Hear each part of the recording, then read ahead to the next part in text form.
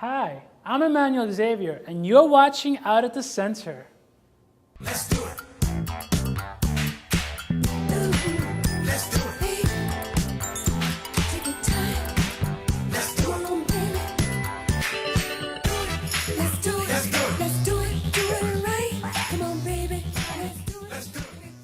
The fourth annual C Word was a time for lesbian, bi, and trans women to come together for support around cancer care and prevention. Dr. Florence Gello spoke about navigating the cancer journey on our own terms.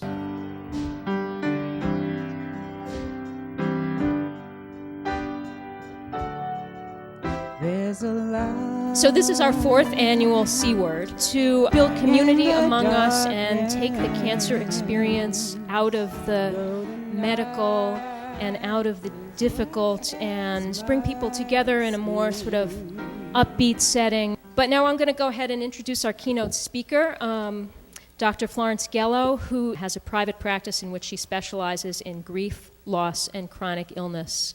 Well, I want to say thank you for the invitation to be here. I'm glad to be here, and I'm glad to be talking to you. There is a lot of interest in social work, nursing, to learn about the LGBT community. And, you know, we're here talking about cancer. That's an important feature because most of the medical establishment does not recognize all of these intersecting spheres. Doctors don't think about what family means. When family comes to mind, they think one husband, one wife, 1.5 to 2.5 children. They don't think that family means created family, who has come into your life that's going to be there.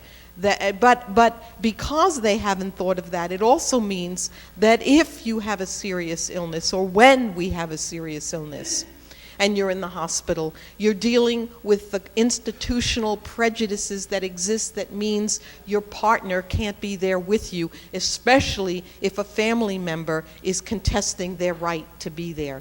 And there's differential treatment. It means less preventive care. Now, what does that mean? It means you don't go to the doctor to take care of yourself. And I talk to lesbians about cancer, and I talk about the support services they have. The one thing they tell me more often than not, is they simply don't trust the medical establishment to take care of them well. And if they trust the medical establishment to take care of them well, they do so at another peril, and that is that they don't tell the doctor, or they don't tell the hospital that they're lesbian. They hide that. So that's not the way that we get the maximum care we're entitled to. So that's a call for a certain kind of activism. We want to find providers that are respectful to us. Next, we want an explanatory model. That means I want to be so informed about my health that I can make appropriate decisions for myself. I don't want you making decisions for me. I want to sit with you and make decisions together, ones that I believe are in my best interest and represent my highest ideal for my life and what I want to do with it. So there are ways in which we have to acknowledge who we are and what power we do hold. Even though in some other areas of our life we don't hold power, we have to acknowledge where it is and how we could best use it for the community. Empathy, you want that in your caregiver because that person has to recognize your situation and what the impact is on you. Ask you what your concerns and fears are, and in doing all of the above, establish what we call a therapeutic alliance. If I had one wish for our community, is that I think in a lot of ways our presence has made a tremendous difference in the world in some ways, because the world is getting to stretch to be more embracing in some ways, even though life is hard still for many people for many reasons.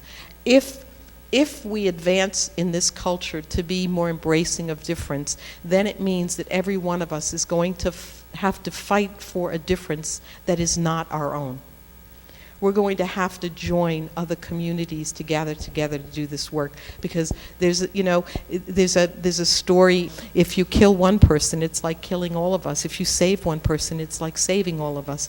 I think we have to develop more and more of that kind of mentality, that we're either all going to go there together or we're not going there at all. There's a light burning bright, showing me the way, but I know where I've been. There's a cry. The Lesbian Cancer Initiative is supported in part by grants from the New York City affiliate of Susan G. Komen for the Cure and the New York Community Trust.